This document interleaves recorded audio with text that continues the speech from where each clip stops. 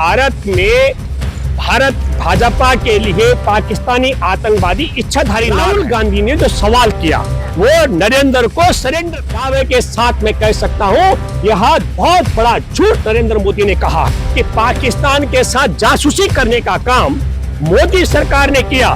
राहुल गांधी के सरेंडर वाले बयान पर बीजेपी लगातार हमलावर हो रही है, उन्हें देशद्रोही तक बोल रही है। कैसे देखते हैं इसे? तो मैं इसको इस रूप में देखता हूं कि राहुल गांधी को सरेंडर बोलने पर, नरेंद्र ने सरेंडर किया ऐसा बोलने पर, देशद्रोही बोलने वाले लोगों से मैं सवाल जरा देशवासियों से बताना चाहता हूं कि असल मसला क्या है।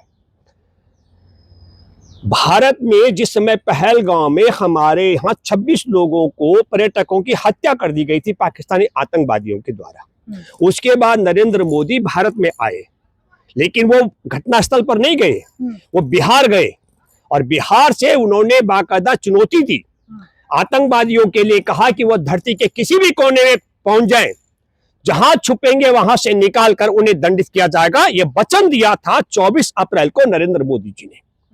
और इसके बाद हमारे देश की सेना को कहा कि हमने फ्री हैंड दे दिया, और फ्री हैंड दी गई सेना ने 7 मई को ऑपरेशन शुरू किया। ऑपरेशन सिंदूर जब शुरू हुआ तो हमको भी मैं तो अपनी बात दावे से कह सकता हूं, मैंने बहुत पहले कहा था कि भारत भाजपा के लिए पाकिस्तानी आतंकवादी इच्छाधारी नाग हैं। जब इनकी इच्छा होती है तो नाग प्रकट हो जाते हैं, हिंदू मुसलमान करके इनको वोट दिला देते हैं। ये बात मैंने पहलगांव से पहले जो एयर स्ट्राइक हुई थी बालाकोट, उसमें भी कहा था। क्यों कहा था?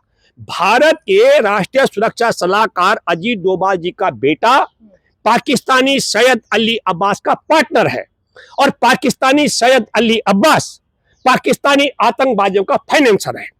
इसलिए पाकिस्तानी आतंकवादियों के फाइनेंसर के पास पाकिस्तानी आतंकवादियों पर हमला होना है, यह सूचना बालाकोट एयर स्ट्राइक से पहले भेजी गई।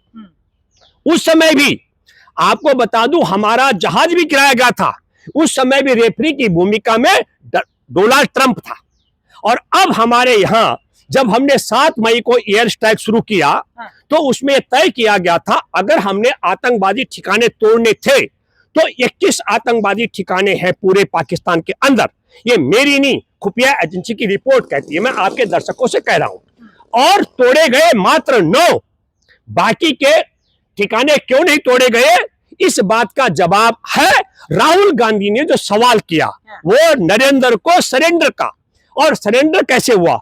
जिस समय भारत का टीवी और यह दिखा रहा था कि पाकिस्तान तो T20 में तब्दील हो गया है, उसके बाद मैं भी नहीं कल्पना कर रहा था, मैं अपनी बात भी कर रहा हूं, मैं भी कोई युद्ध का बहुत पक्षधर नहीं हूं, लेकिन मैंने जब डोनाल्ड ट्रंप का ट्वीट आया और डोनाल्ड ट्रंप ने ऐलान किया, उस समय हमारे यहाँ युद्ध चल रहा था, भारत पाकिस्तान की सेना लड़ रही थी, और डोनाल्ड ट्रंप ने ऐलान कर दिया कि मैंने युद्ध रुकवा दिया है।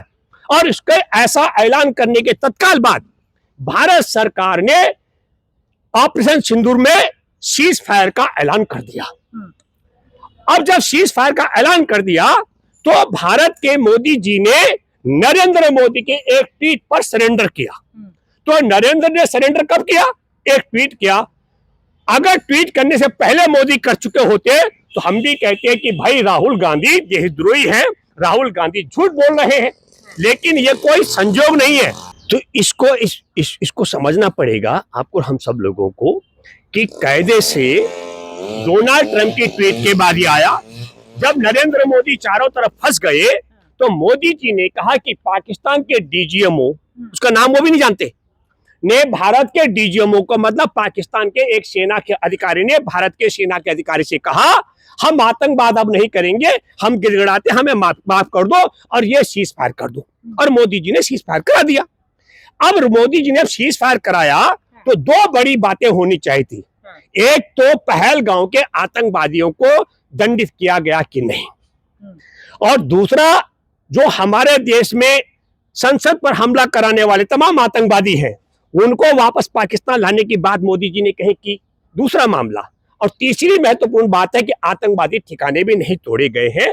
इसलिए सबसे बड़ी बात है कि नरेंद्र मोदी जी को सार्वजनिक करना चाहिए था पाकिस्तान के डीजीएमओ का जो फोन आया था भारत के डीजीएमओ को, और उसको पब्लिक के बीच में रखते ताकि हम मानते कि पाकिस्तान के सेना के अधिकारी के कहने पर भारत के डीजीएमओ ने सुना, भारत के सेना के अधिकारी ने सुनवाई की और मोदी जी को अवगत कराया, और मोदी जी ने सरेंडर नहीं किया बल्कि सीज फायर का ऐलान किया। एक अब आता है सवाल, जब नरेंद्र मोदी जी ने यह कहा कि मैं दुनिया के किसी भी कोने में इन्हें दंडित करूंगा, और उसके फिर एक महीने बाद जाते हैं बिहार में और फिर बिहार की धरती पर कहते हैं कि मैंने अपना जो वचन दिया था पूरा किया, मैं दावे के साथ में कह सकता हूं यह बहुत बड़ा झूठ नरेंद्र मोदी ने कहा है। गलत बात कह रहे हैं, वादा किया ऑपरेशन सिंदूर कंडक्ट करा। नहीं सुनिए ऑपरेशन, मैं उसके आ रहा हूं, उसमें भी आ रहा हूं। हमारे देश के विदेश मंत्री एस जयशंकर पढ़े लिखे हैं। एस जयशंकर ने किसके साथ डिग्री ली, किसने जयशंकर को डिग्री दी, कहां से कहां डिग्री ली, ये तमाम सबूत आज भी जिंदा है। नरेंद्र मोदी की तरह नहीं है कि किसके साथ किसको तुमने चाय बिक्री की, किसने तुम्हारे हाथ की चाय पी, किसके तुमने कहा, तुमने किसके साथ पढ़ाई की, किसने तुमको डिग्री दी, कोई जानता ही नहीं है। लेकिन जयशंकर गारंटी के साथ कह सकता हूं शिक्षित पढ़े लिखे हैं। और जयशंकर ने क्या कहा, जयशंकर ने कहा 15 मई को कि मैंने, हमारी सरकार ने पाकिस्तान को अवगत करा दिया था हम सिर्फ आतंकी ठिकानों पर ही हमला करेंगे, सेना और सिविल के इलाकों पर हमला नहीं करेंगे, इसलिए सेना को एक्टिव करने की जरूरत नहीं है। इसका मतलब जो मैं पहले कर रहा था कि भारत की खुफिया एजेंसी की रिपोर्ट, मतलब अगर मैं दूसरे शब्दों में कहूं कि पाकिस्तान के साथ जासूसी करने का काम मोदी सरकार ने किया। हमारी सेना, भारत की बहादुर सेना पाकिस्तान के 21 आतंकी ठिकानों और उन ठिकानों में जो आतंकवादी थे उनको खत्म करने के लिए काम कर रही थी, और मोदी सरकार उस आतंकवादियों को बचाने के लिए पहले से ही पाकिस्तान को अवगत करा चुकी थी, जिसके कारण पाकिस्तान में आतंकवादी ठिकानों पर जो 9 ठिकाने ध्वस्त हुए वहां आतंकवादी नहीं मारे गए। अब मोदी जी ने एक और झूठ बोला, मोदी जी ने दावा किया कि हमारे हमले में 100 आतंकवादी मारे गए। मैं आपके दर्शकों से कहना चाहता हूं, नरेंद्र मोदी की बात से मैं सहमत हूं, लेकिन नरेंद्र मोदी उन 100 आतंकवादियों के नाम, उनके फोटो और उनके मारे जाने के सबूत सार्वजनिक करें। लेकिन पाकिस्तान की रिपोर्ट क्या कहती है, पाकिस्तान की रिपोर्ट ये कहती है कि टोटल 51 लोग मारे गए, जिनमें 11 सैनिक थे और 40 आम नागरिक मारे गए। अब 51 लोग पाकिस्तान में मारे जाते हैं, लेकिन भारत में मैं ये कहूंगा, क्या कहते हैं उसको, बचनबीर, अब बचनबीर कहना पड़ेगा, बचनबीर कहता है कि 100 आतंकवादी मारे गए। 100 आतंकवादियों की मारे जाने की बात झूठी है। पाकिस्तान के एक सेना के अधिकारी के कहने पर सीज फायर करने का जो मामला चैलेंज है ये झूठा है। सच्चाई क्या है, इस बार भी रेफरी की भूमिका में डोनाल्ड ट्रंप था। जितनी चाबी भरी राम ने उतना चले खिलौना, तो जितनी छूट दी अमेरिका ने उतना ही सेना को छूट दी गई है। राजनाथ सिंह ने कहा, रक्षा मंत्री ने, हमारी नेवी अगर एक्टिव हो गई होती तो पाकिस्तान के 4 टुकड़े हो गए होते। तो अब मैं दूसरा सवाल, नरेंद्र मोदी दावा करते हैं कि हमने सेना को खुली छूट दे दी। पहली बात मैं दर्शकों आपसे कहना चाहता हूं, नरेंद्र मोदी की कोई हैसियत नहीं है सेना को खुली छूट देने की। सेना को छूट देना है कि नहीं, ये हमारे देश के महामहिम राष्ट्रपति तय करते हैं। दूसरी बात, राजनाथ सिंह ने कहा कि एक्टिव नहीं थी नेवी। अगर नेवी एक्टिव नहीं थी, जल सेना एक्टिव नहीं थी, तो जल सेना के प्रमुख के खिलाफ एक्शन क्यों नहीं लिया जा रहा है? और जल सेना एक्टिव थी और 4 टुकड़े पाकिस्तान के हो सकते थे, तो पाकिस्तान के 4 टुकड़े करने से मोदी सरकार ने आखिरकार हमारे देश की जल सेना को क्यों रोका? ये बड़ा सवाल है।